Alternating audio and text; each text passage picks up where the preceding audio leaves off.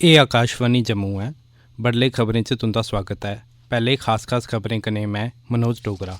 केंद्र सरकार ने कल्ले थमां शुरू होआ करदे संसद दे बजट आह्ले इजलास कोला पैह्ले अज्ज सभनें सियासी पार्टियें दी इक बैठक सद्दी है। लैफ्टिनेंट गवर्नर मनोज सिन्हा होरें जम्मू कश्मीर दे 13 बक्ख-बक्ख जीआई पंजीकृत ते गैर जीआई पंजीकृत दस्तकारियें दे लेबल आधारित QR कोड जारी कीते। जम्मू कश्मीर सरकारै प्रदेश च खास किस्में दे फसलें दे बढ़ावे आस्ते 146 करोड़ रुपए दी परियोजनाएं गी मंजूरी दित्ती है ते जम्मू कश्मीर च गैर कानूनी तौर पर कब्जाई गेदी करोड़ें रुपए दियें जमीनें थमां नजायज़ कब्जे हटाने दा अभियान बरोबर जारी है। खबरें दी तफसील कन्नै विजय बजाज। केंद्र सरकार ने कल्लै थमां शुरू होआ करदे संसद दे बजट आह्ले इजलास कोला पैह्ले अज्ज सभनें सियासी पार्टियें दी इक बैठक सद्दी दी है। एह् बैठक दपैह्री 12 बजे संसद भवन परिसर च होग। संसदी मामलें दे मंत्री प्रहलाद जोशी, केंद्री मंत्री ते दौनें सदनें च बक्ख-बक्ख सियासी पार्टियें दी अगुवाई करने आह्ले नेता इस बैठक च हिस्सा लैङन। बैठक दौरान केंद्र सरकार संसद दे बजट इजलास गी रमानदारी ते व्यवस्थित तरीके कन्नै करोआने लेई सभनें पार्टियें थमां सैह्योग मंगोग। संसद दा बजट इजलास कल 31 जनवरी थमां शुरू होग ते कल दिनें 11 बजे राष्ट्रपति द्रौपदी मुर्मू होर संसद दे केंद्री कक्ष च दौनें सदनें दी सांझी बैठक गी संबोधित करङन। इजलास दे पैह्ले ध्याड़े आर्थिक सर्वेक्षण सदन पटल पर रक्खेआ जाग। एह्दे परैंत 1 फरवरी गी केंद्र सरकार ब'रे 2023-24 दा बजट बी संसद च पेश करी देग। लैफ्टिनेंट गवर्नर मनोज सिन्हा होरें कल राजभवन च जम्मू कश्मीर दिएं 13 बक्ख-बक्ख GI पंजीकृत ते गैर पंजीकृत दस्तकारियें दे लेबल आधारित QR कोड जारी कीते।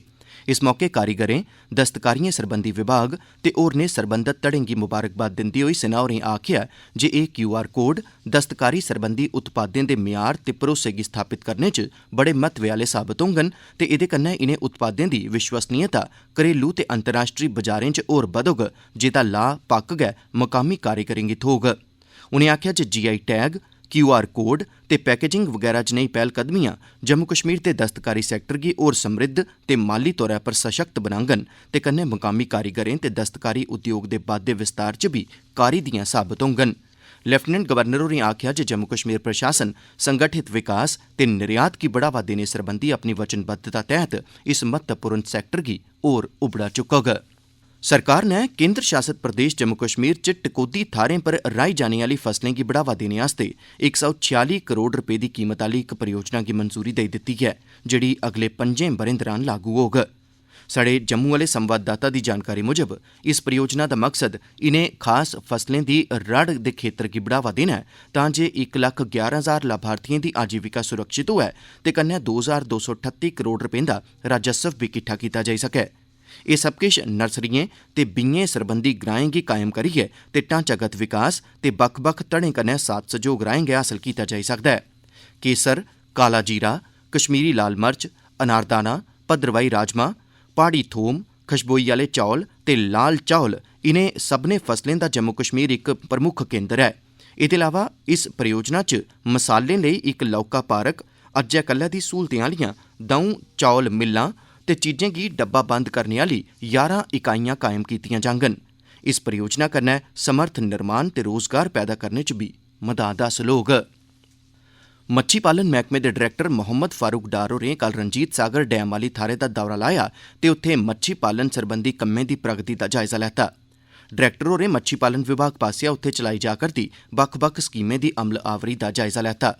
बसोली केंद्र दा जायजा लैंदे होई डायरैक्टर होरें मच्छी पालन आह्ली थाह्रें गी आधुनिक ते अज्जै कल्लै दिएं तकनीकें स्हाबै बनाने पर जोर पाया तां जे उपभोक्ताएं गी साफ, स्वच्छ ते गुणवत्ता आह्ले उत्पाद हासल होई सकन। डायरैक्टर होरें सरबंधत लोकें गी मच्छी पालन दी बक्ख-बक्ख स्कीमें जियां प्रधानमंत्री मत्स्य संपदा योजना, केपैक्स ते FIDF राहें फायदा हासल करने लेई बी आखेआ। प्रधानमंत्री नरेंद्र मोदी होरें कश्मीर दी सग्गोसार संस्कृति, कलाएं ते दस्तकारियें गी प्रदर्शित करने लेई भारत सरकार दे संस्कृति मंत्रालय पास्सेआ करोआए गेदे वितासता कार्यक्रम दी सराह्ना कीती है।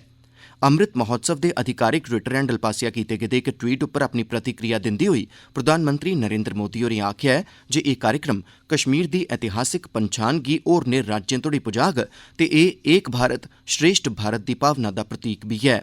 इस म्हीने दी 27 तरीक थमां शुरू होए दा विस्तारता कार्यक्रम कल्लै तोड़ी जारी रौह्ग।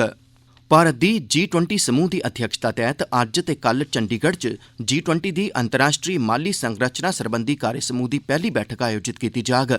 चंडीगढ़ च मीडिया कन्नै गल्लबात करदे होई आर्थिक मामलें सरबंधी मैह्कमे च आर्थिक सलाहकार अनु पी मथाई होरें दस्सेआ जे अंतर्राष्ट्री माली संरचना कार्य समूह अंतर्राष्ट्री माली संरचना गी मजबूत करने बक्खी केंद्रित G20 दे माली महत्व आह्ले समूहें चा इक ऐ। एह्दा मकसद संवेदनशील मुल्खें गी दरपेश चुनौतियें गी हल करना ऐ। एह् खबरां तुस आकाशवाणी जम्मू थमां सुना'रदे हो। आजादी का अमृत महोत्सव। आकाशवाणी का क्षेत्रीय समाचार एकांश जम्मू यूनिवर्सिटी के डिपार्टमेंट ऑफ स्टूडेंट्स वेलफेयर के सहयोग करने पेश करता है आज़ादी का Amrit Mahotsav quiz India at 75। श्रोताओ, अज्ज दा सवाल है, इस आवाज की पहचानो। आज के पावन अवसर पर मैं लाखों स्वतंत्रता सेनानियों के बलिदान को नमन करता हूं, जिन्होंने लहू से इस मिट्टी को सींचा है। मैं जनरल जोरावर सिंह और ब्रिगेडियर राजेंद्र सिंह जैसे राष्ट्र नायकों के प्रति नतमस्तक हूं, जिन्होंने मातृभूमि की अखंडता की रक्षा में अपने प्राणों की एक एक सांस कुर्बान कर दी। आज़ादी का अमृत कालखंड उनके सपनों एवं संकल्पों को साकार करते हुए जम्मू कश्मीर को सफलता की नई ऊंचाई पर ले जाने का अवसर है। इसदा जवाब तुस साढ़े ईमेल एड्रेस india75quiz@gmail.com पर भेजी सकते हो। सही जवाब भेजने आह्ले श्रोताएं चा पर्ची राहें त्रों दी जेतू दे तौरा पड़ताल कीती जाग ते उंदे नाएं दा ऐलान कल साढ़े इस्से बुलेटिन च कीता जाग। श्रोताओ, जवाब दे कन्नै अपना पूरा डाक पता लिखना नहीं भुल्लियो तां जे तुंदे सर्टिफिकेट डाके राहें तुंदे घरें तगर पहुंचाए जाई सकन।